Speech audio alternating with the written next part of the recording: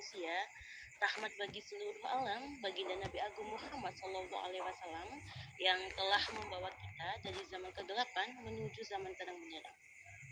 Hadirin teman-teman semua yang kami hormati, dengan sangat antusias sekali pada kesempatan kali ini, saya Siti Halimatus Sadia Ali yang tentunya akan memandu acara yang sangat luar biasa ini hingga sampai selesai nanti. Perkenalkanlah, saya selaku pembawa acara untuk membacakan susunan acara pada malam hari ini. Acara yang pertama adalah pembukaan, dilanjut dengan acara yang kedua adalah pembacaan ayat suci Al-Quran, sesi foto dokumentasi. Acara yang selanjutnya adalah acara inti ialah pemaparan materi, dan acara selanjutnya diskusi tanya jawab.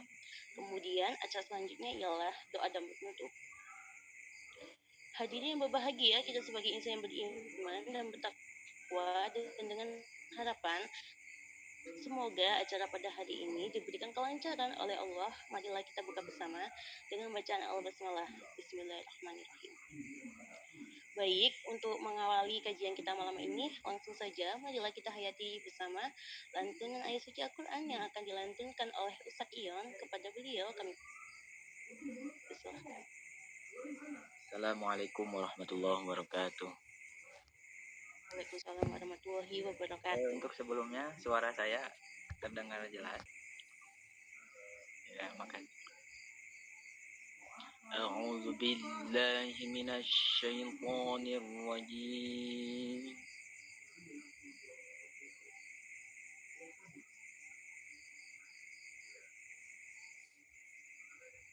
Bismillahirrahmanirrahim.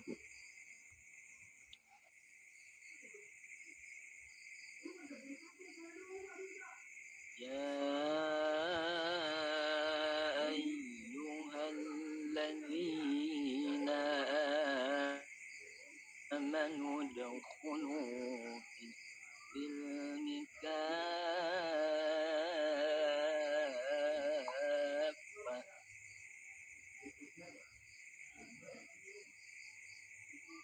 udkhulu fis-silmi kaffatan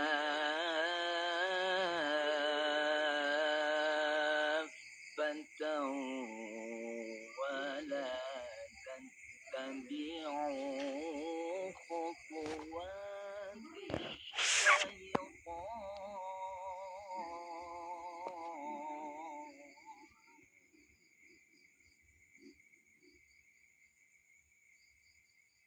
Innahu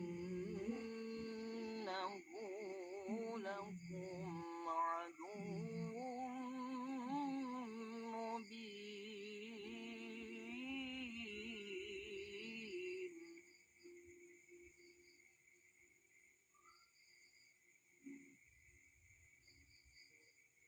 فإن زللتم من بعد ما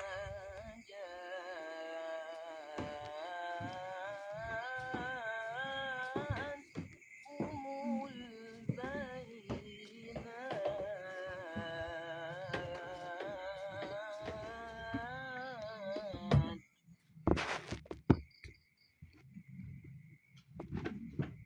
من بعد ما جاءتكم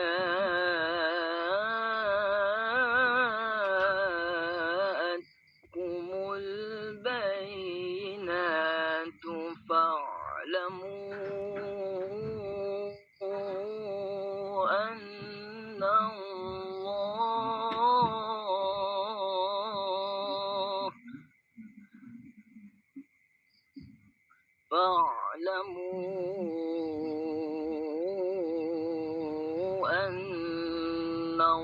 الله عزيز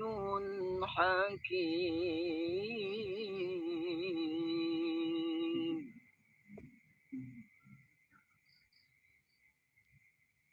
هل ينظرون إلا أن يأتيهم الله في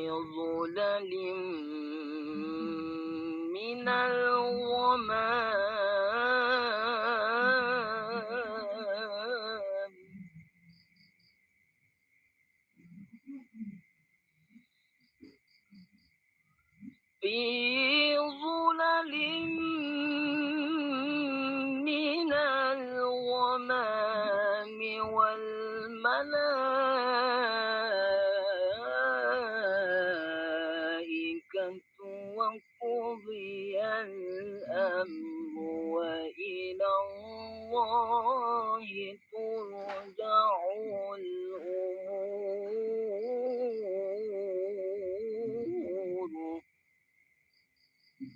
وإلى الله ترجع الأمور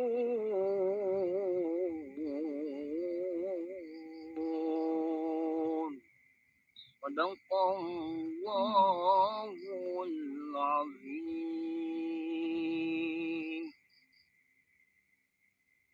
Assalamualaikum warahmatullahi wabarakatuh.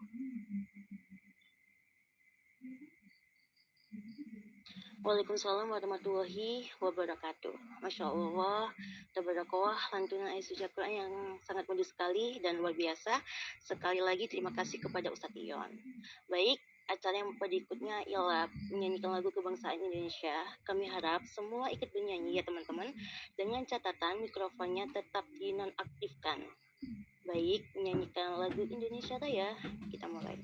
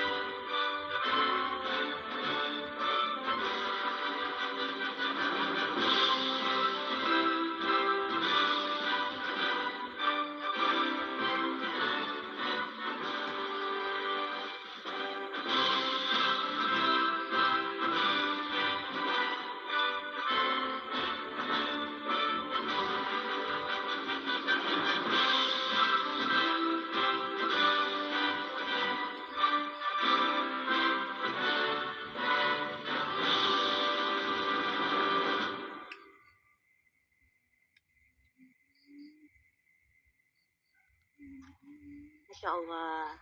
Baik, acara selanjutnya ialah Back Comment Speaks. Marilah kita dengarkan bersama Back Comment Speaks yang akan disampaikan oleh Kak Dharma selaku CEO founder kita. Kepada beliau kami persilahkan.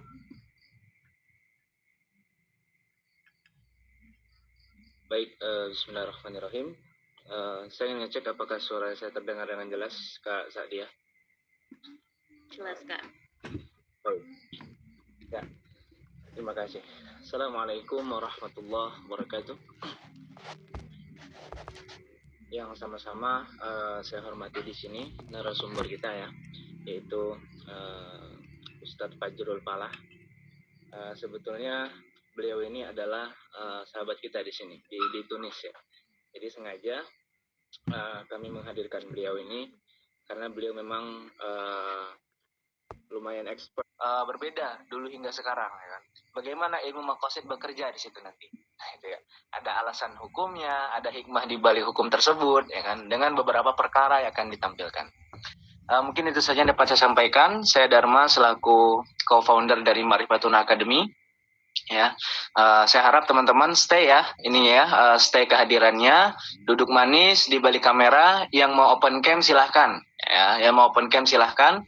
Tidak ada atau belum ada fatwa yang mengharamkan untuk open cam ketika kajian, oke? Tidak ada fatwa yang mengharamkan, ya. Saya berani ngomong itu karena saya masuk tim ya Komisi Fatwa dari Majelis Ulama Indonesia. Ya, oke. Demikian itu saja yang dapat kami sampaikan. Selamat menyaksikan. Semoga bermanfaat pertemuan kali ini. Allahumma fiqh aqwamit thoriq. Ya. Terima kasih Sidi Fajrul. Selamat menyampaikan. Ya. Assalamualaikum warahmatullahi wabarakatuh. Waalaikumsalam warahmatullahi wabarakatuh. Terima kasih Kak Dharma atas welcome speaks-nya. Baik, beranjak ke acara selanjutnya ialah sesi foto dokumentasi. Silahkan kepada peserta kajian untuk on cam ya teman-teman, dengan catatan menutup aurat bagi akhwat. Baik, kepada operator kami persilahkan. Baik, operator saya sendiri. Bagi yang laki-laki nih, kalau yang cewek mungkin ini ya, yang cewek mungkin agak malu-malu nih. Bagi yang cowok silahkan open cam. Ada Gus Fahri di sini yang kemarin ngisi materi. Ahlan Gus Fahri. Marhaban. Gus Fahri ini mahasiswa Universitas Islam Jember, pesantren Sidogiri. Mungkin yang mau open cam silahkan. Saya tunggu 5 detik ya. 1, 2, 3, 4, 5. Oke. Siap ya. 1, 2, 3. Oke. Lalu oke. Itu saja sih. Karena cuma satu slide ya. Silakan dilanjut moderator. Baik, terima kasih Kak. Baik, selanjutnya ialah memasuki ke acara inti, ialah pemaparan materi yang akan disampaikan oleh pemateri kita hari ini. Sebelum menyampaikan materinya, izinkan saya untuk membacakan CV dari pemateri kita pada malam hari ini. Nama lengkap beliau adalah Ustadz Fajrul Falah. Beliau ini adalah mahasiswa yang sedang menempuh S2 di Timur Tengah, seorang yang cerdas, kreatif, serta aktif dalam berbagai kegiatan. Memiliki kemampuan dalam bidang bahasa Arab dan Inggris, dalam komunikasi dan penerjemahan khusus bahasa Arab. Pengalaman organisasi beliau, pengurus Ponpes Dar El-Qoram tahun 2017 sampai 2018. Bagian bahasa ialah menjadi pembawa acara 2 bahasa dalam kegiatan Olimpiade, menjadi penanggung jawab pengembangan bahasa santri baru, mengikuti lomba debat antar angkatan. Masya Allah ya teman-teman, sangat luar biasa sekali CV pemateri kita pada malam hari ini. Nah teman-teman, dalam kajian kali ini kita mengangkat tema yaitu memahami ilmu maqasid al-syariah, al-Islam dan urgensinya pada kehidupan masa kini. Fikih sebagai produk hukum Islam senantiasa hadir dalam rangka menjawab ragam persoalan yang membutuhkan pandangan syariat Islam. Usul fiqh sebagai kaidah dan metode-metode yang digunakan oleh para mujahid dalam rangka menentukan hukum Islam berdasarkan penggalian intens terhadap ayat-ayat Al-Quran dan hadis. Dan ada suatu cabang ilmu yang merupakan perkembangan dari ilmu usul fiqh, yaitu ilmu maqasid syariah. Apa sih itu ilmu maqasid syariah al-Islamiyah? Bagaimana sejarahnya? Apa saja cakupan pembahasan di dalamnya? Mengapa ilmu ini berperan sangat penting dalam konteks kehidupan saat ini?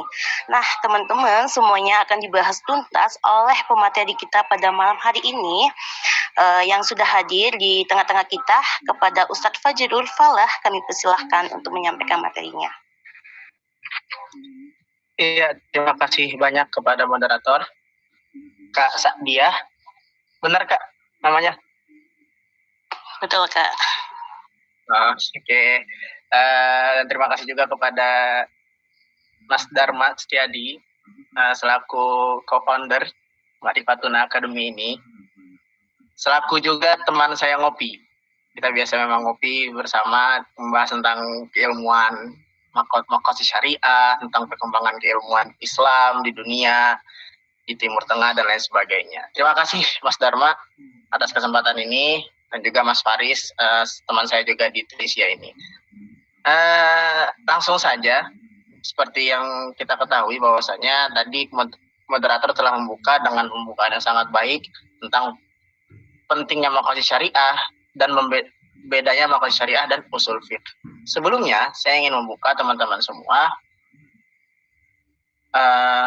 bahwasanya maqasid syariah itu memang telah ada dari zaman dahulu, dari zaman Nabi diutus ke dunia ini, yaitu tepatnya di Mekah. Banyak ayat-ayat Al-Quran yang menjelaskan bahwasanya Allah Subhanahu wa Ta'ala menciptakan segala sesuatu tanpa sia-sia gitu. Ada tujuan tertentu yang Allah Subhanahu wa Ta'ala tujukan terhadap segala penciptaan. Seperti itu. Ayatnya apa? Afa hasibtum annama khalaqnakum abathan? Apa kamu mengira kalau misalkan kita ini tuh menciptakan segala sesuatu sia-sia? Tentu tidak, seperti itu kan. Nah, Allah Subhanahu wa taala itu menciptakan segala sesuatu sesuai dengan kapasitasnya dan memiliki tujuan tertentu, seperti itu. Nah, hadirnya maqasid syariah itu untuk menaungi itu semua dan untuk menjawab daripada permasalahan-permasalahan kontemporer yang tidak dapat dijawab oleh ulama-ulama yang klasik seperti itu. Makanya Syekh Thahir bin Asyur itu membedakan antara usul fiqh dengan maqasid syariah. Usul fiqh itu telah diciptakan oleh Imam Syafi'i. Konsep keilmuan itu diciptakan oleh Imam Syafi'i, lalu dikembangkan setelah beberapa zaman sampai kepada Imam Syatibi. Imam Syatibi akhirnya beliau membedakan antara maqasid syariah dan usul fiqh. Akan tapi beliau menjadikannya satu kitab, yaitu kitab Muwafaqat. Tapi di babnya itu menjadi bab maqasid syariah, seperti itu. Lalu sini berkembangnya zaman, Imam Ghazali membuat teori konsep maqasid syariah yang sangat relevan bagi pada saat zaman itu dengan konsep dororiyat, tahsiniyat, hajiyat yang akan kita bahas nanti. Setelah itu datanglah masa Syekh Thahir bin Asyur, yaitu beliau adalah alim ulama di Tunisia. Nih yang belakang saya ini Zaitunah. Zaitunah ini adalah tempat khirij atau alumni daripada Syekh Thahir ini. Gitu. Nah, Syekh Thahir itu menjadikan maqasid syariah ini sebagai pandangan yang lebih luas terhadap syariat Islamiyah. Gitu. Bahkan maqasid syariah itu menjadi fondasi utama di dalam hubungan antar negara, yaitu sudah mendunia maqasid syariah. Begitu. Nah, teman-teman semua, apa sih maqasid syariah itu? Saya akan menjelaskan, teman-teman semua berusaha menjelaskan secara perlahan maqasid syariah itu apa. Gitu. Sebenarnya maqasid syariah itu lahir daripada usul fiqh. Usul fiqh yang dimana satu bab, yaitu bab qiyas, itu menerangkan tentang illat. Nah, menerangkan tentang illat. Adapun illat itu memiliki makna atau hikmah. Nah, ada masalikul illah yang metode cara penemuan illat itu yang dibahas di usul fiqh, yang dimana Syekh Thahir bin Asyur, Imam Syatibi dan ulama lain itu menganggap bahwasanya bab ini tidak bisa dijadikan dalam satu bab qiyas saja, akan tapi bab ini bisa menjadi satu ilmu yang independen, satu ilmu yang ilmu sendiri, yaitu maqasid syariah. Maka dari itu Syekh Thahir bin Asyur membuat satu kitab, yang ini kitabnya ada di tangan saya ini, Maqasidus Syariah Al-Islamiyah karangan Syekh Thahir bin Asyur. Itu adalah ulama Tunisia. Nah, lalu teman-teman, apa sih maqasid syariah itu? Itu pertanyaan mendasar yang dimana ini akan saya jelaskan secara ringkas dan mudah dipahami insya Allah. Nah, maqasid syariah itu sebenarnya adalah jawaban daripada kenapa. Seperti itu. Kenapa disyariatkannya zakat? Kenapa disyariatkannya sholat?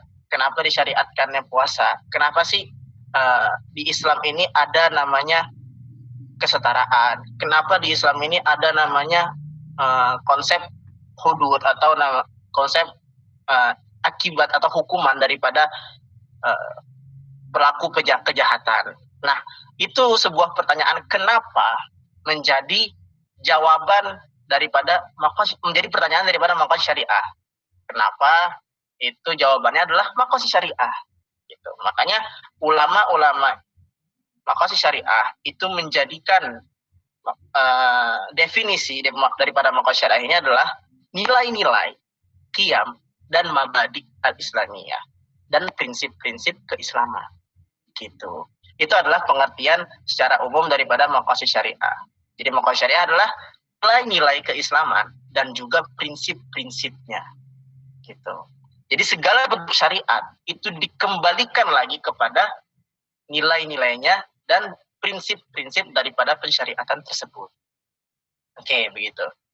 Nah, Lalu, teman-teman semua, maqasid syariah ini itu memiliki dasar-dasar yang sudah harus kita ketahui. Gitu. Apa sih dasar-dasarnya? Mungkin teman-teman sudah banyak mendengar di pesantren-pesantren, di kajian-kajian lainnya, itu adalah daruriyat, tahsiniyat, daruriyat, hajiyat, dan tahsiniyat. Tiga dasar-dasar ini itu menjadi dasar daripada maqasid syariah yang dikonsepkan oleh siapa? Dikonsepkan oleh Imam Syatibi seperti itu. Dan juga Imam Ghazali. Nah, lalu daruriyat, saya akan menjelaskan satu persatu daripada konsep daruriyat, hajiyat, dan tahsiniyat. Pertama adalah daruriyat. Daruriyat itu apa sih? Nah, daruriyat adalah kemaslahatan yang dimana jikalau manusia itu kehilangan kemaslahatan ini akan berdampak kepada kehidupannya. Seperti itu. Kalau misalkan manusia itu kehilangan daripada kemaslahatan ini, maka akan berdampak kepada kehidupannya. Kehidupan mati atau tidak, seperti itu. Nah, setelah itu, ulama membagi maqasid daruriyat ini, atau kita bisa bilang primer. Primer ini menjadi 5, ada yang menjadi bagi 6. Yang pertama adalah hifdzuddin, yaitu apa? Menjaga agama. Yang kedua adalah hifdzun nafas, menjaga jiwa, menjaga nyawa kita lah. Lalu yang ketiga itu adalah hifdzul aql, atau menjaga akal pikiran kita. Yang keempat adalah hifdzul mal, hifdzul mal, menjaga harta kita. Yang kelima adalah hifdzun nasl, yaitu menjaga keturunan. Ada juga ulama yang menambahkan yaitu hifdzul ird, yang keenam ini, menjaga kehormatan manusia. Seperti itu. Jadi 5 atau 6 daripada konsep primer daripada maqasid syariah ini menjadi dasar daripada maqasid syariah. Yang pertama adalah daruriyat. Yaitu yang pertama adalah hifdzuddin, menjaga agama. Apa sih? Saya tidak biasa dipanggil Ustadz sih. Di Bang lah kita manggilnya mah. Apa sih Bang kalau misalkan daruriyat itu hifdzuddin itu menjaga agama. Nah, saya akan langsung kasih contoh gitu. Kalau misalkan keimanan itu adalah dari bentuk penjagaan agama. Saya adalah seorang muslim. Saya beriman kepada Allah Subhanahu wa taala. Itu adalah bentuk penjagaan saya daripada keimanan saya, daripada agama saya. Makanya dinamakan dengan penjagaan agama.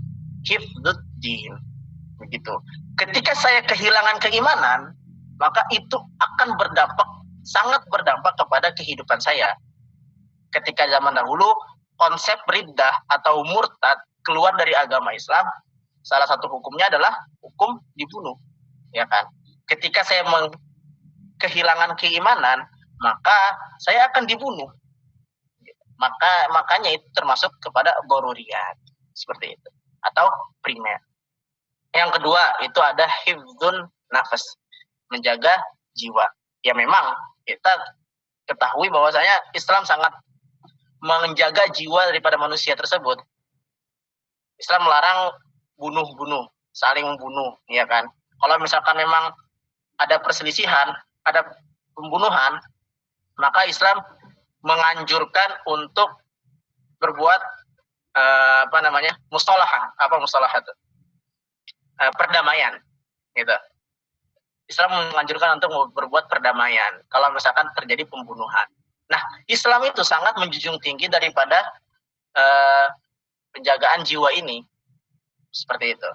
Yang ketiga, yaitu adalah hifdzul aql. Banyak ayat Al-Quran yang bilang, afala ta'qilun, afala tatadabbarun. Nah, apakah kamu tidak berpikir? Apakah kamu tidak mentadabburi? Itu semua adalah bentuk dari penjagaan akal manusia.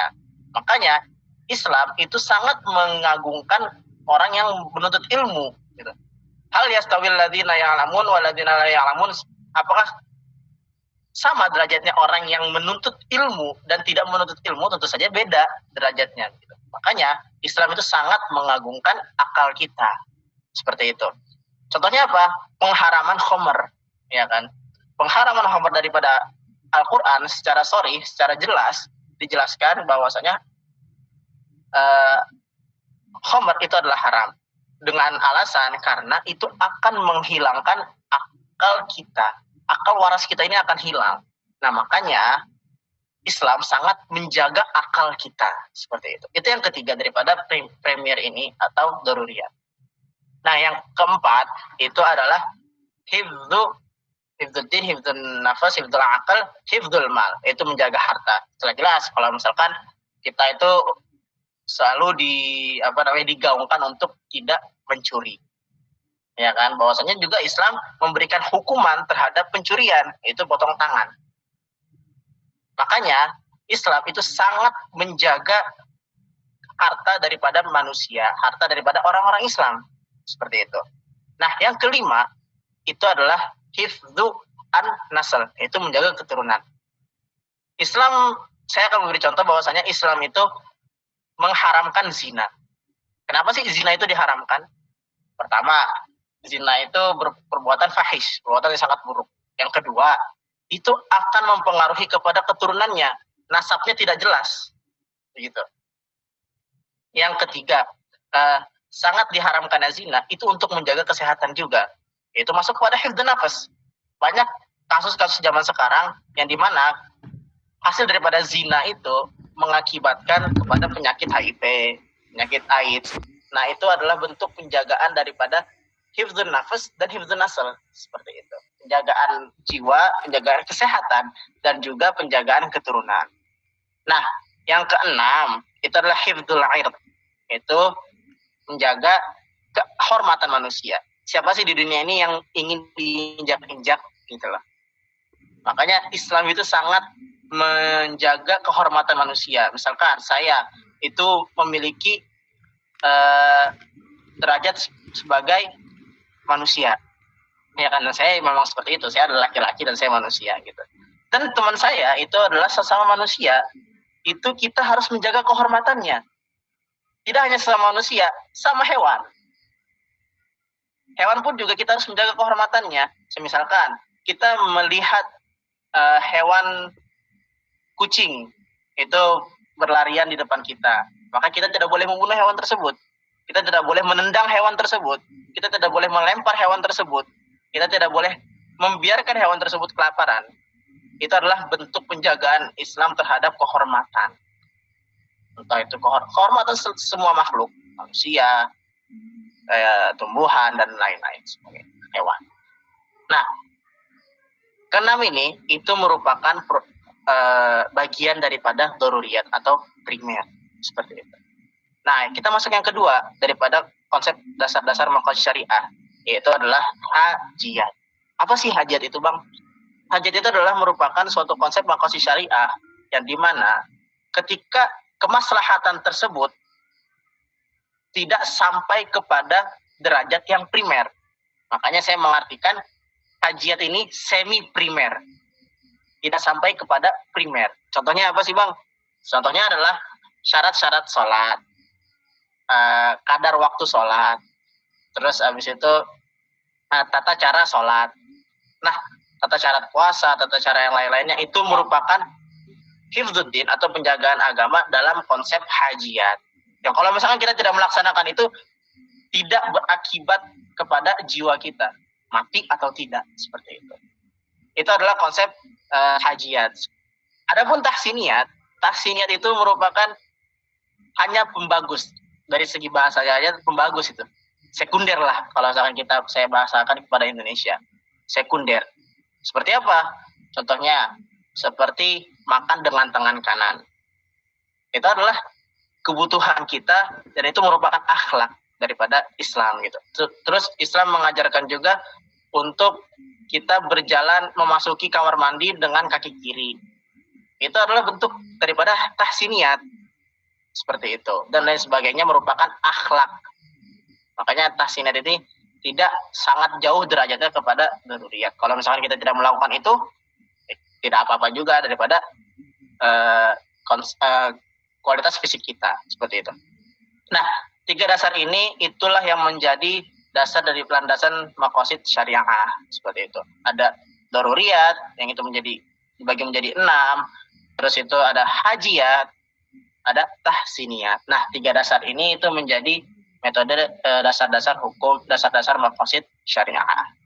Nah, lantas kenapa sih maqasid syariah ini, dasar-dasar ini itu menjadi rujukan daripada pensyariatan atau produk hukum atau fikih gitu. Semisalkan kita memiliki suatu hukum pada zaman itu, yaitu adalah sholat itu wajib atau suatu hukum. Saya kasih contoh, sholat itu wajib. Maka kita balikkan, kita rujukkan kepada asalnya. Oh, ternyata memang sholat itu wajib agar menjaga agama Islam. Itu masuk kepada hifdzuddin gitu. Kenapa kita itu tuh diwajibkan menuntut ilmu? Oh, ternyata kita rujuk lagi kepada maqasid syariah. Ternyata menuntut ilmu itu merupakan penjagaan akal kita, untuk menjaga akal kita. Seperti itu.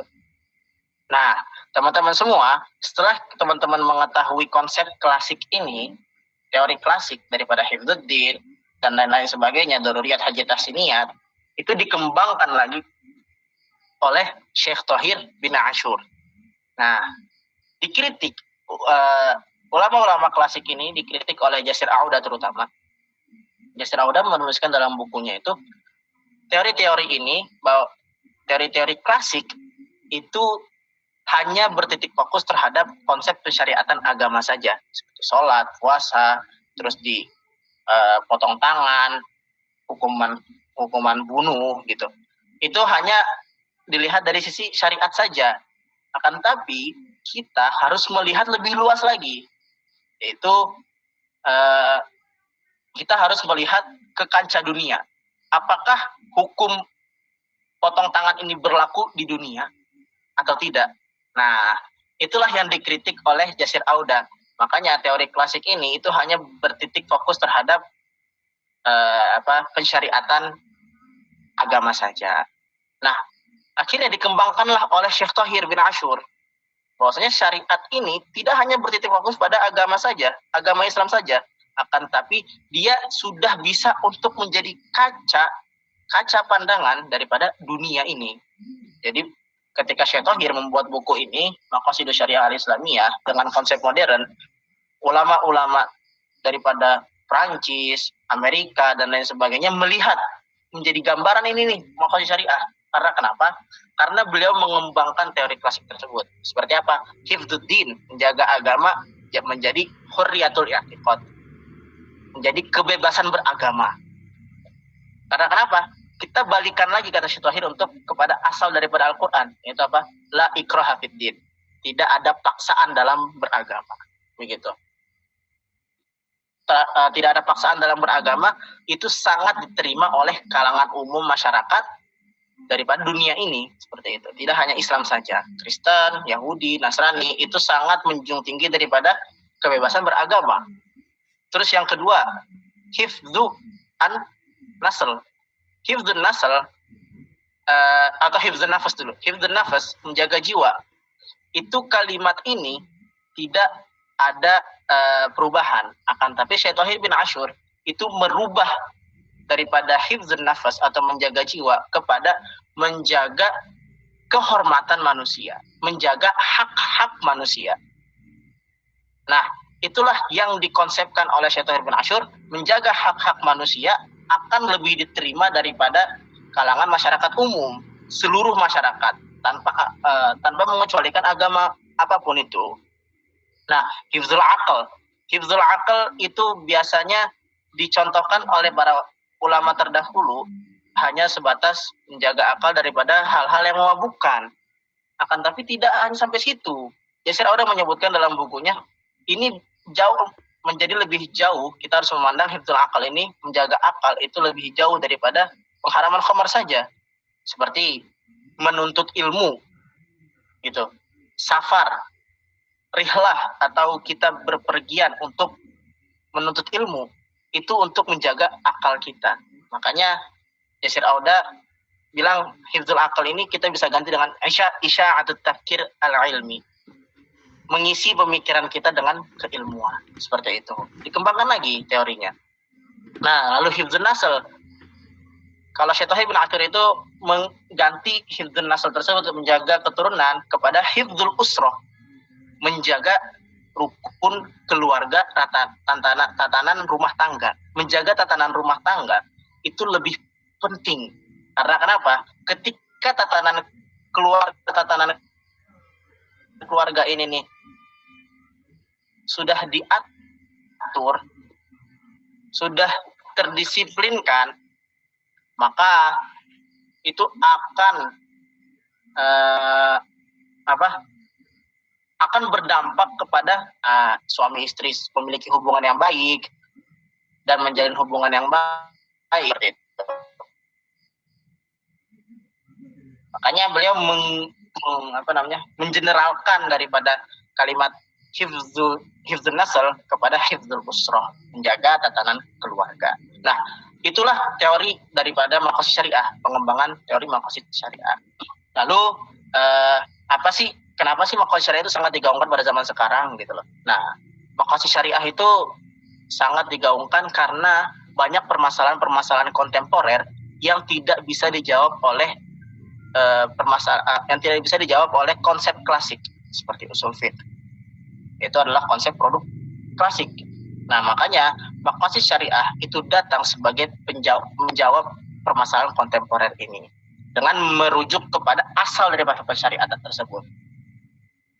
Nah, menjauh lebih luas daripada itu, Syekh Thohir menambahkan maqasid syariah itu sebagai maqasid ammah, itu tujuan daripada persyariatan yang umum. Salah satunya apa? Fitrah. Segala suatu bentuk permasalahan itu harus dirujuk kepada fitrah manusia. Rasulullah SAW bersabda, kullu mauludin yuladu alal fitrah. Seluruh manusia itu lahir dalam keadaan fitrah. Fa'abawahu yuhawidanihi au yunasiranihi au yumajisanihi. Maka kedua orang tuanya lah yang membuat dia majusi, yang membuat dia Nasrani, yang membuat dia Yahudi. Begitu. Nah, Syekh Tauhid bin Ashur melihat bahwasanya ini memang asal daripada penciptaan manusia. Maka segala sesuatu itu harus dirujuk kepada fitrah tersebut.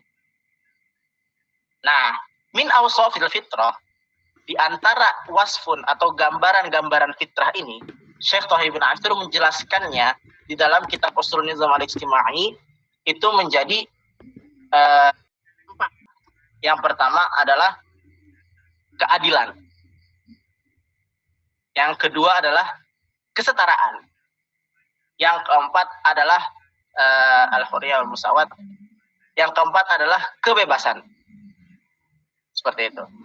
Nah, ini adalah wasfun fitrah, yang dimana segala bentuk permasalahan itu harus dikembalikan kepada fitrahnya.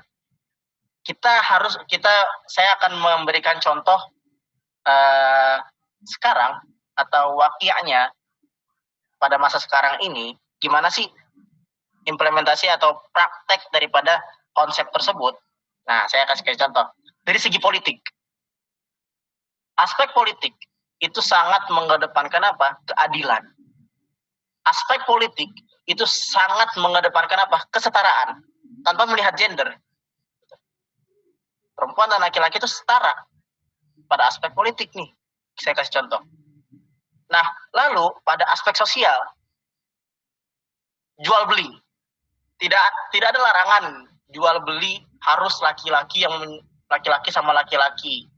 Terus perempuan harus sama perempuan. Penjualnya perempuan, pembelinya perempuan. Terus penjual laki-laki, pembeli harus laki-laki juga. Nah, itu tidak ada. Karena kenapa? Karena dalam aspek sosial itu harus dikembalikan kepada asal fitrah. Asal fitrahnya itu adalah kesetaraan. Gitu. Kebebasan. Setiap manusia itu memiliki kebebasan dalam dirinya sendiri. Kebebasan untuk menuntut ilmu, kebebasan untuk berbuat apapun yang selama itu tidak melanggar syariat Islamiyah, seperti itu. Syariat Islam tidak boleh dilanggar memang. Nah, makanya di sini di Indonesia ini terkenal dengan feminismenya ya. Kemarin juga saya habis membahas dengan Mas Dharma juga tentang pemikiran feminisme Thohir Haddad. Gitu. Konsep kesetaraan dalam penuntutan, konsep kebebasan dalam menuntut ilmu. Ketika Tunisia ini memiliki latar belakang, bahwasanya perempuan ini memiliki latar belakang yang tidak boleh perempuan ini menuntut ilmu. Makanya Thohir Haddad, bukan Thohir bin Akhir ya, beda. Thohir Haddad itu menggaungkan bahwasanya kebebasan dalam menuntut ilmu tidak melihat gender. Laki-laki wajib untuk menuntut ilmu, perempuan wajib menuntut ilmu. Begitu. Nah, ini adalah konsep kebebasan yang bisa kita implementasikan, yang bisa kita aplikasikan dalam kehidupan kita sehari-hari. Seperti itu. Nah, maka dari itu teman-teman semua, walaupun memang ini pembahasannya rada berat, gitu.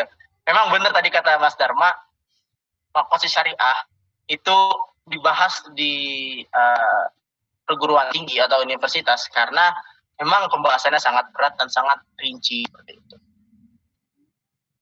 Kalau teman-teman semua sudah menguasai usul fiqh, barulah teman-teman semua bisa beranjak kepada tingkat maqasid syariah. Mungkin itu saja materi yang saya sampaikan, karena memang ini sangat jelimet atau sangat ribet gitu, sangat berat materinya. Satu lagi saya ingin menyampaikan bahwasanya maqasid syariah itu hadir untuk reinterpretasi teks klasik atau pembacaan ulang teks klasik. Teks klasik hanya klasik yang klasik itu hanya berfokus pada lughahnya saja, bahasanya saja. Oh, ternyata al-amru yufidul wujub. Kata suruhan itu hanya kata suruhan itu memaknai kewajiban. Maka kalau misalkan disuruh itu adalah perintah, adalah wajib melaksanakannya. Nah, ini adalah yang didaur ulang atau yang dikonsep ulang oleh maqasid syariah, yaitu membaca teks nas Al-Quran dan sunnah-sunnah Nabi dengan pembacaan maqasid syariah, melihat tujuan daripada pensyariatan tersebut itu apa, seperti itu. Ya, terima kasih semua. Ini adalah materi yang bisa saya sampaikan. Kalau misalkan ada pertanyaan atau sesi diskusi setelah ini, seperti itu, saya kembalikan kepada moderator. Terima kasih. Baik, terima kasih kepada Ustadz Fajrul atas pemaparan materi yang sangat luar biasa sekali ya teman-teman. Semoga kita bisa mengamalkan dan menerapkan dalam kehidupan sehari-hari. Amin. Baik, selanjutnya memasuki sesi tanya jawab dan diskusi selama 15 menit. Kami bataskan 3 pertanyaan, acungkan tangan dan unmik, lalu sebutkan nama dan pertanyaannya apa. Atau teman-teman bisa menanyakan melalui kolom pesan yang tersedia. Baik, teman-teman yang ingin bertanya, silahkan.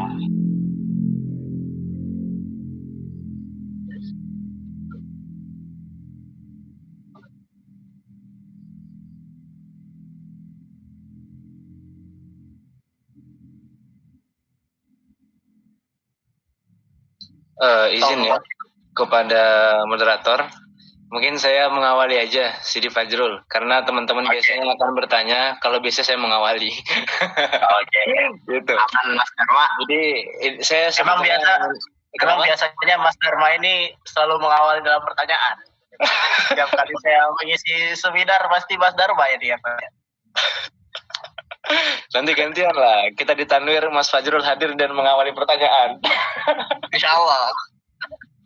Iya, teman-teman, luar biasa tentunya ya. Kalau misal nanti teman-teman, ini saya pesan nih, teman-teman nanti mau memperdalam fikih, memperdalam usul fikih sampai tingkat maqasid, silahkan request ke antara admin Ma'rifatun Academy. Kami membuka kesempatan seluas-luasnya, gratis. Teman-teman mau kajian ala pesantren, ala universitas, ya kan? Kita insya Allah bisa menghadirkan semua. Ya, kita memang tidak mencari pemateri yang terkenal, karena pemateri yang terkenal dan dia ahli pakar itu jarang. Maka kita mencoba ya bergerak perlahan. Kita memang mengundang bukan mencari yang terkenal, tapi kita mencari yang dia betul-betul ahli di bidangnya. Mas Fajrul, tadi saya ingin bertanya ya. Ini sebagai pemantik agar Mas Fajrul itu menambahkan. Nah, jadi ini sangat penting ya di konteks kita Indonesia, terutama bisa menjadi pengetahuan atau tambahan literasi lah bagi anak-anak muda kita di Indonesia yang sedang semangat-semangatnya hijrah, semangat-semangatnya belajar keilmuan Islam ya. Terutama yang semangat juga dalam memperdebatkan persoalan-persoalan yang cukup dibilang sensitif mungkin ya. Gimana maqasid syariah, Mas Fajrul? Ini nanti terserah mau dibawa dulu hukum fikihnya, bagaimana para ulama mencetuskan hukum berdasarkan konteks suatu zaman hingga masa kini, atau bagaimana pandangan maqasid. Kasusnya adalah, ya isunya adalah terkait dengan ini yang sering diperdebatkan, jilbab, niqab, hijab, khimar. Nah, bagaimana kira-kira referensi fikih, usul fikih, maqasid mungkin disampaikan dengan sederhana nanti. Ada yang bilang kan masih debat tuh, niqab itu wajib berdasarkan ini, sunnah, mubah aja boleh. Ngomong disampaikan Mas Fajrul. Pakai maqasid ya alatnya. Siap, Mas. Ya.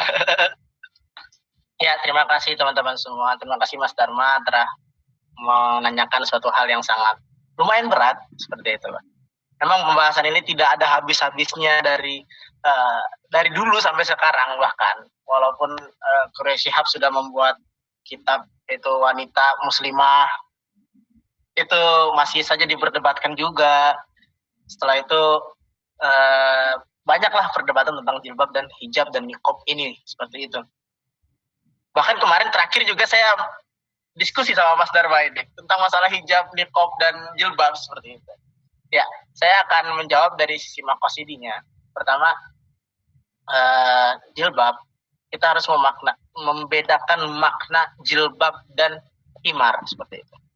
Karena di Al-Quran itu dijelaskan bahwasanya jilbab ayat Al-Ahzab itu jalabi bihinna, menggunakan kata jilbab, yang di ayat An-Nur itu menggunakan kata bihumurihinna dengan kata khimar seperti itu. Kita harus membedakan nih, kita harus mengetahui makna daripada jilbab dan makna daripada khimar ini seperti itu. Nah, pertama, jilbab, apa sih itu jilbab? Seperti itu. Jilbab adalah yang di luar daripada khimar. Kalau misalkan teman-teman lihat jilbab yang atau hijab yang biasa dipakai oleh orang-orang Indonesia itu adalah khimar. Yang khimar itu adalah yang menutupi daripada rambut perempuan sampai dada perempuan seperti itu. Itu adalah khimar. Ini khimar ya. Lalu kita masuk kepada jilbab, pemaknaan jilbab. Jilbab itu adalah yang di luar khimar. Memang adat orang Arab, teman-teman kalau misalkan memang melihat nanti di luar atau saya melihat sendiri di Tunisia, itu banyak orang-orang yang menggunakan jilbab. Jadi ini khimar, lalu di luarnya ada kain, biasanya kain putih ataupun kain warna apapun itu yang dibentangkan saja di luar daripada khimar tersebut. Nah, itu adalah jilbab. Nah, jadi kita sudah mengetahui nih bedanya khimar dan jilbab. Khimar itu yang biasa dipakai orang, yang teman-teman pakai semua ini. Adapun jilbab itu adalah yang di luar daripada khimar tersebut. Kalau niqab itu yang menutupi ini ya, biasa teman-teman lihat sendirilah, cadar bahasa Indonesia. Cadar. Nah, itu secara bahasa ya, kita mengetahui di perbedaan-perbedaannya. Nah, apakah pertanyaannya jilbab itu wajib atau tidak? Seperti itu. Saya akan menjawab dengan sisi maqasid syariah. Maqasid syariah, seperti saya tadi bilang, menjawab suatu hukum dengan merujuk kepada asalnya. Seperti itu. Kita melihat bahwasanya penurunan ayat jilbab itu memiliki suatu ilat atau suatu alasan. Itu adalah al-iffah atau kemuliaan.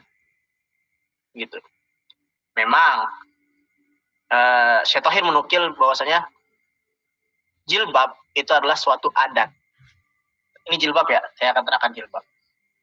Jilbab itu adalah suatu adat istiadat orang-orang Arab untuk menunjukkan kemuliaan.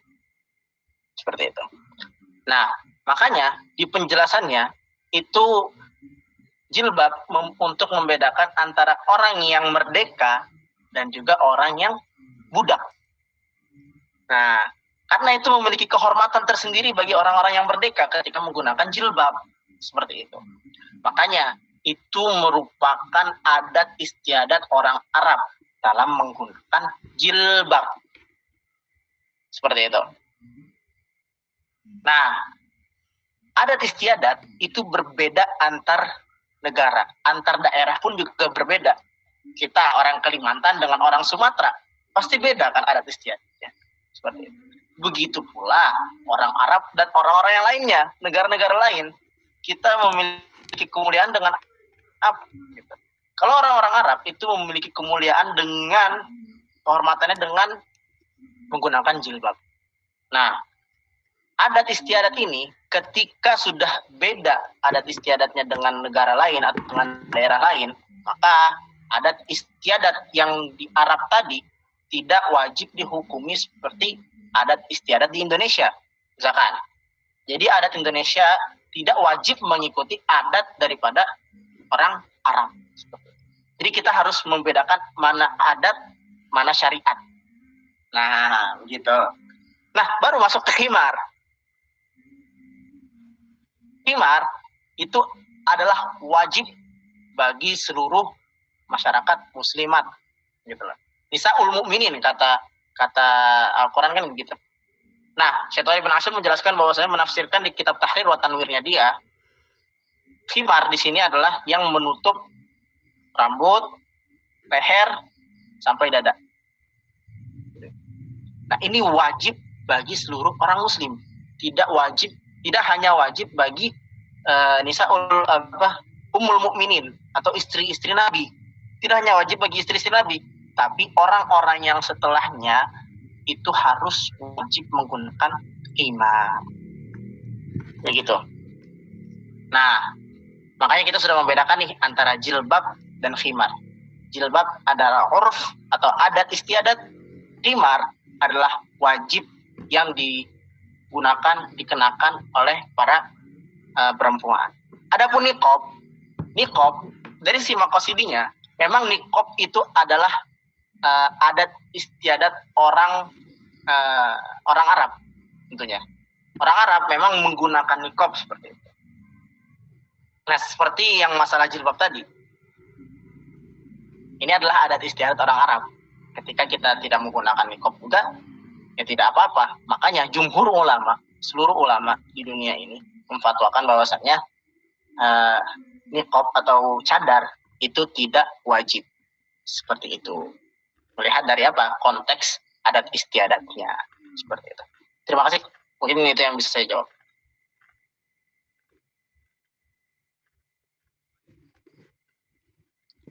Ada sanggahan, Mas Darman? Gimana moderator? Terima kasih kepada Ustaz Fadil atas pertanyaannya. Atas jawabannya, maaf. Ayo teman-teman, silakan yang ingin bertanya. 2 pertanyaan lagi, setelah itu kita akan memasuki penutupan. Ya. Sedikit tambahan mungkin teman-teman bahwasanya Thohir Haddad, kemarin saya juga membahas gitu loh. Thohir Haddad ini adalah tokoh feminisme yang di Tunisia, dia seorang laki-laki gitu. Nah, dia menambahkan bahwasanya niqab dan jilbab itu sangat menyusahkan bagi perempuan. Pada kondisi saat itu, memang perempuan tidak boleh belajar dan lain-lain gitu. Karena apa? Karena mereka ini menggunakan niqab. Akhirnya mereka ini tidak bisa berinteraksi sosial dengan orang-orang gitu. Orang-orang tidak melihat muka daripada perempuan tersebut. Akhirnya dia sangat tertutup. Perempuan ini sangat menutup dirinya. Di rumah saja kegiatan perempuan. Perempuan hanya boleh di rumah dan tidak boleh di luar. Makanya Thohir Haddad sangat mengkritik pada kondisi ini. Perempuan menjadi bodoh akhirnya. Karena penggunaan jilbab dan niqab ini membuat mereka itu malu terhadap dirinya sendiri. Berbeda dengan orang-orang Eropa ketika zaman itu. Indonesia dijajah dengan Prancis, berbeda dengan orang-orang Prancis, dengan orang-orang Eropa. Bahwasanya mereka ini tidak berjilbab, tidak berhijab, tidak berniqab. Tapi mereka memiliki pemikiran yang sangat luas, perempuan-perempuan. Makanya kita harus memberikan hak kepada perempuan, memberikan makosid syariah, memberikan fitrahnya, yaitu adalah kebebasan dia belajar, kebebasan dia berekspresi. Nah, maka dari itu niqab dan jilbab itu merupakan urf atau adat istiadat yang bisa ditinggalkan oleh perempuan. Adapun khimar itu bersifat wajib. Ya, itu sedikit tambahan daripada saya, Kak Sadiah. Terima kasih. Aura Edistira mengangkat tangan.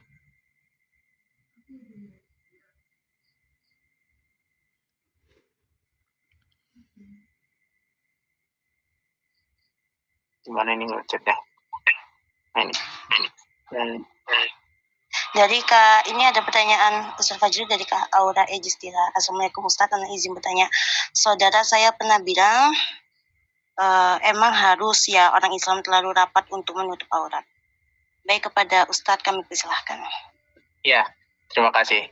Ya, pertanyaannya ini memang aurat yang disepakati oleh jumhur ulama daripada perempuan itu wajah dan kafein. Saya akan menjawab dengan simpel pertanyaan ini. Wajah dan kafein, yaitu wajah dengan kedua telapak tangan daripada perempuan tersebut. Ketika memang sudah perempuan ini sudah menutupi semuanya kecuali wajah dan kafein, itu sudah menutup bagian daripada aurat mereka, seperti itu. Nah, saya masih bingung terhadap pertanyaan Aura Edistira ini, saudara Aura Edistira. Terlalu rapat, ini maksudnya apa nih? Apakah terlalu strict ataupun tidak? Atau bagaimana? Mohon penjelasannya sedikit, seperti itu.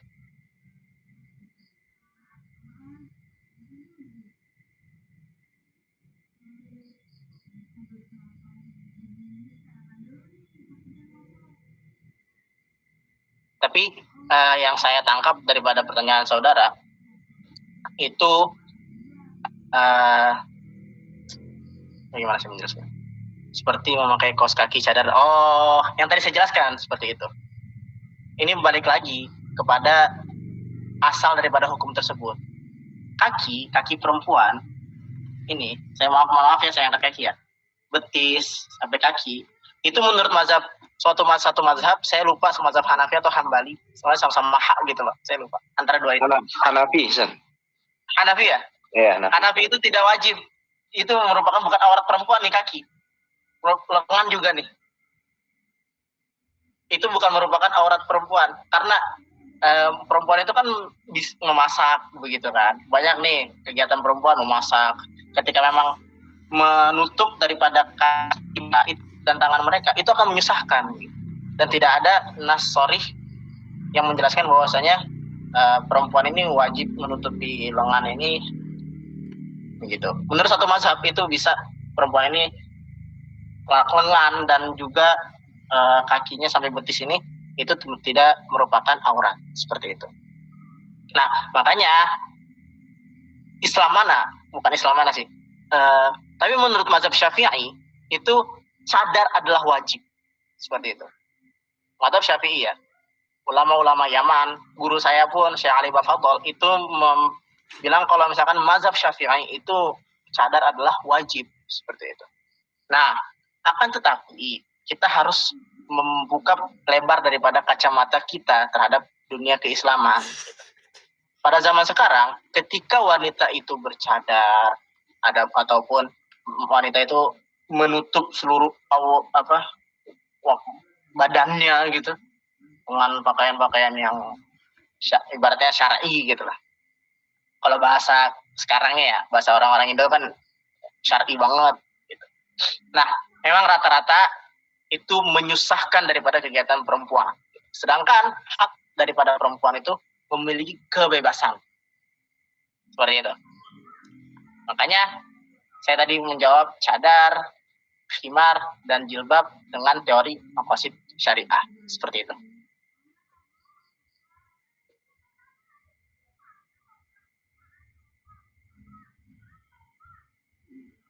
Ada yang bertanya Ini lagi tuh? ada yang bertanya, Assalamualaikum, maaf Ustaz, bagaimana jika kita mewajibkan memakai cadar? Kita ya mewajibkan memakai cadar. Dikarenakan jika tidak ditutup akan menimbulkan fitnah ataupun menimbulkan syahwat bagi laki-laki. Ya, terima kasih juga. Sama-sama. Akan fitnah ataupun menimbulkan syahwat bagi laki-laki. Oke. Nah, ini memang nih Mas Dharma nih pemantik banget nih. Jadi banyak yang nanya. Waalaikumsalam warahmatullahi wabarakatuh, saya akan jawab. Nah, adapun kita sebagai manusia mewajibkan cadar, misalkan kita mengetahui bahwasanya kalau misalkan kita tidak memakai cadar, itu akan menimbulkan fitnah. Misalkan di suatu daerah, ketika daerah tersebut melihat batang hidungnya perempuan, itu sudah syahwat. Misalkan kita tasawur aja gitu lah, menggambarkan suatu kejadian, suatu keadaan. Melihat hidungnya perempuan itu, semua laki-laki sudah syahwat gitu. Tapi kan zaman sekarang nggak ada gitu. Itu akan menimbulkan fitnah bagi perempuan tersebut. Nah, maka ketika itu untuk saddud dzari'ah namanya di situ. Saddud dzari'ah itu apa? Konsep maqasid juga ini. Usul fiqh tapi teori maqasid syariah. Saddud dzari'ah itu apa? Mencegah adanya hal yang boleh tapi dicegah karena adanya kebahayaan. Seperti itu. Nah, makanya kan asal hukumnya cadar ini bukan wajib. Seperti itu. Akan tetapi ketika kita tidak memakai cadar, ada keburukan yang akan kita dapat. Nah, ini bisa menjadikan wajib cadar tersebut, tapi wajibnya hanya ketika pada saat itu hanya ketika saat itu menimbulkan suatu kemudorotan atau kebahayaan bagi perempuan tersebut. Nah, jadi saya melihat bahwasannya zaman sekarang pun orang-orang yang melihat muka perempuan ataupun lengan perempuan, kaki perempuan, itu saya tidak melihat bahwasanya akan menimbulkan syahwat. Akan tapi, kalau misalkan perempuan ini memakai pakaian yang ketat, baru itu akan menimbulkan syahwat daripada laki-laki. Saya melihatnya seperti itu. Makanya niqab itu tidak wajib. Lalu jilbab itu tidak wajib, akan tapi khimar itu adalah wajib. Seperti itu. Ini jadi banyak yang nanya. Baik Ustadz Fajrul, terima kasih atas jawabannya. Mungkin kita akhiri ya Ustadz, karena sudah 3 pertanyaan dan di sini sudah larut malam Ustadz. Oh begitu. Ya. Okay. Baik, terima kasih kepada Ustadz Fajrul atas jawabannya. Terima kasih juga kepada peserta kajian malam ini yang telah mengajukan pertanyaan yang sangat luar biasa sekali. Mohon maaf kepada peserta yang belum terjawab pertanyaannya, bisa langsung saja kirim ke grup MA. Setiap weekend itu selalu kita buka diskusi tanya jawab ya teman-teman. Baik, dan kepada peserta kajian malam ini yang ingin bergabung ke Ma'rifatuna Academy, bisa langsung saja follow dan DM IG kami di @marifatuna_academy. Baik, acara selanjutnya ialah doa yang akan dipimpin oleh pemateri kita pada malam hari ini. Kepada Ustadz Fajrul, kami persilahkan. Ya, terima kasih kepada moderator. Intinya daripada materi malam hari ini atau siang hari ini di sini itu adalah bagaimana kita hidup dengan keluarga, hidup dengan tetangga kita dengan kehidupan yang rukun agar tidak saling mencela satu sama lain. Ketika satu ini memakai niqab, maka kita harus menghormati. Ketika satu ini tidak memakai cadar, maka kita harus juga menghormati. Juga kalau misalkan kita melihat saudara kita itu tidak memakai jilbab, kita harus menghormati dia. Walaupun kita memang harus mengingatkan tapi kita harus mengingatkannya dengan cara yang baik. Seperti itu. Nah, terima kasih semuanya. Saya akan menutup dengan doa bersama, yaitu semoga Allah Subhanahu wa Ta'ala selalu menjadikan kita hamba-hamba yang soleh dan hamba-hamba yang solihat, serta menjadikan ilmu kita adalah ilmu yang bermanfaat. Ala hadiniyah wa ala kullin solihah bi barakati umul Quran wa syafaati Rasul sallallahu alaihi wasallam. Al-Fatihah. A'udzu billahi minasyaitonir rajim. Bismillahirrahmanirrahim. Iya kan Siratal ladzina an'amta 'alaihim ghairil maghdubi 'alaihim waladdallin. Amin. Allahumma inni nas'aluka ma'al fardi la ilaha illa anta jawlatun ya rabbal alamin. Allahumma ighfir lana dzunubana wa dzunub walidina wa dzunub asatidatina wa dzunub jami'il muslimin wal muslimat wa mu'minat al-ahya'i minhum wal amwat innaka antas sami'un qarib wa mujibud da'awat wa qadiyal hajat wa ghafir adh-dhunubi wal khati'ati ya arhamar rahimin.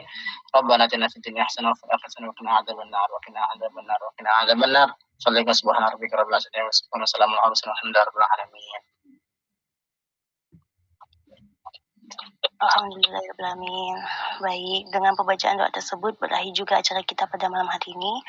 Baik, yang terakhir adalah penutupan sebagai wujud rasa syukur kita atas kehadiran Allah dan dengan harapan semoga acara pada hari ini bermanfaat bagi kita semua. Marilah kita bersama-sama mengucapkan alhamdulillahirabbil alamin.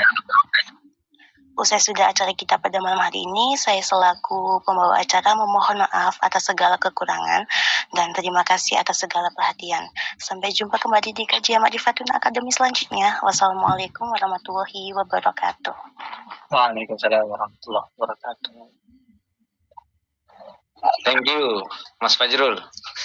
Siap, Mas Dharma. Lain kali. Siap. Royan nggak? Ada Pak Bashir tuh. Ada masih di rakyat. Iya. Tidak dulu lah. Oke lah. Ya teman-teman, sampai bertemu di kajian-kajian Ma'rifatun Akademi selanjutnya. Siapkan pertanyaan-pertanyaan terbaiknya. Mungkin ada ini. Say goodbye, say see you dari Mas Fajrul untuk teman-teman Ma'rifatuna peserta intensif. Nggak apa-apa lah, nggak usah siu-siuan. Dia padahal ada yang nanya nih, Mak. Kalau cadar dia di luar pondok, di pondok pakai cadar, di luar pondok dia lepas cadar, tapi dia ikut wajib. Gimana tuh Mak hukumnya, Mak? Hukumnya? Bukan otoritas saya yang menjawab tuh. Otoritas ahli fikih itu. Silakan Mas Fajrul.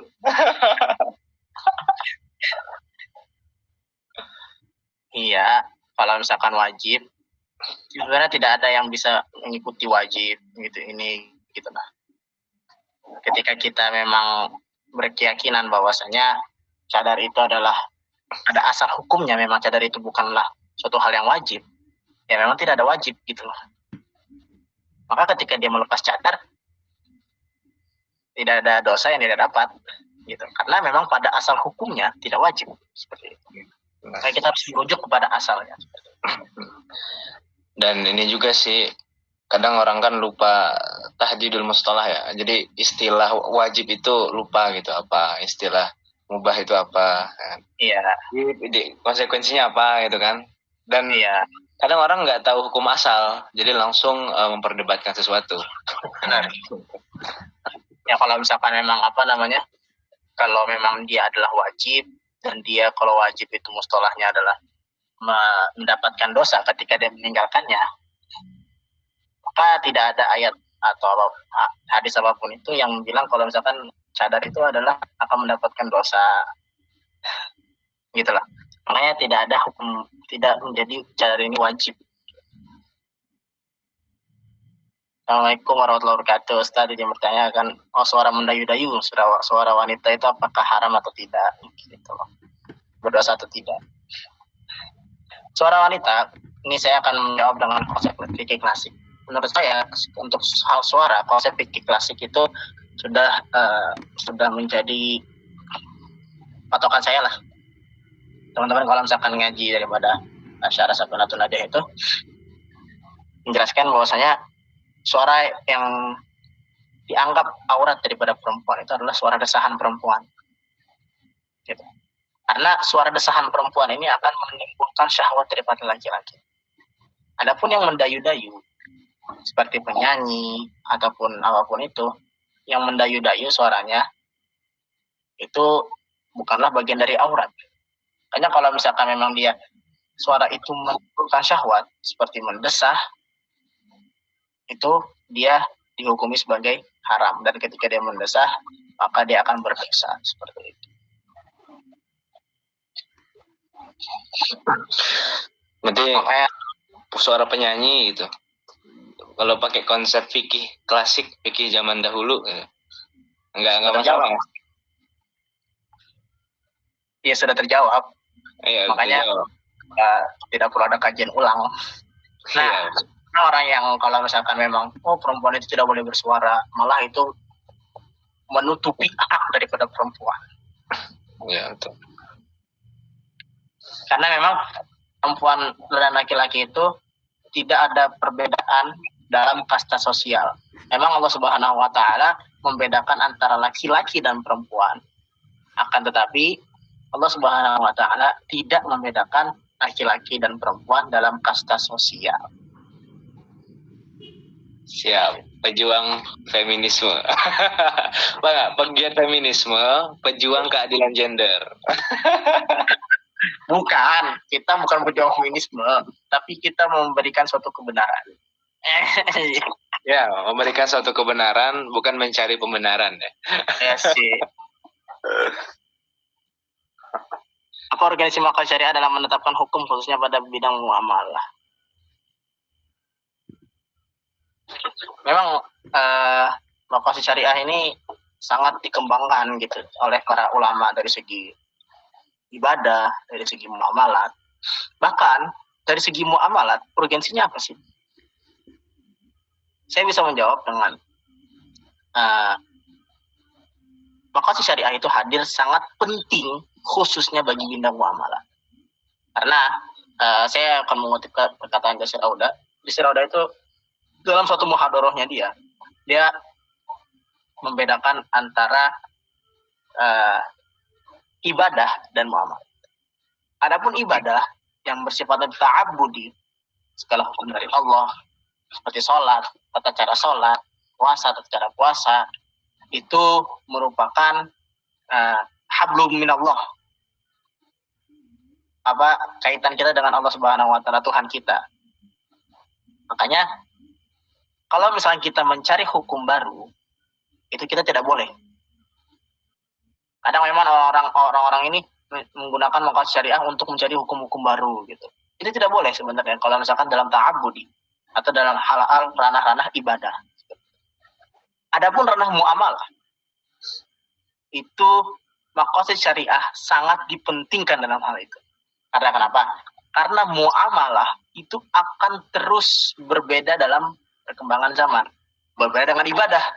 Dari zaman Rasulullah, sholat tetap 5 waktu. Dari zaman Rasulullah, bulan puasa itu bulan Ramadan. Kan gitu. Ya, kita nggak usah jadi hukum baru gitu. Sholat jadi 4 waktu. Nah, itu namanya hal yang bodoh gitu. Pembenaran makhluk syariah dalam hal yang bodoh itu nggak bisa. Nah, tapi dalam bidang muamalah itu akan terus mustajadat atau diperbaharui di setiap zamannya. Makanya makhluk syariah ini sangat penting dalam menjawab bidang-bidang muamalah. Seperti misalkan dalam bidang perbankangan, itu sangat penting. Banyak buku-buku yang sudah ditulis dalam bahasa Indonesia tentang makhluk syariah wakaf, makhluk syariah dalam akad murabahah, makhluk syariah dalam akad jual beli yang ini, istisna misalkan. Nah itu sangat penting lah untuk dalam bidang muamalah. Abluminan nasnya. Kalau abluminan nas memang sangat penting daripada makhluk syariah. Tadi kan seperti kebebasan berpendapat, kebebasan pikiran, kesetaraan gender dalam hal sosial, itu kan hablum minanas semua. Makanya makhluk syariah itu sangat penting dalam pembaharuan produk hukum daripada hablum minanas ini. Seperti itu.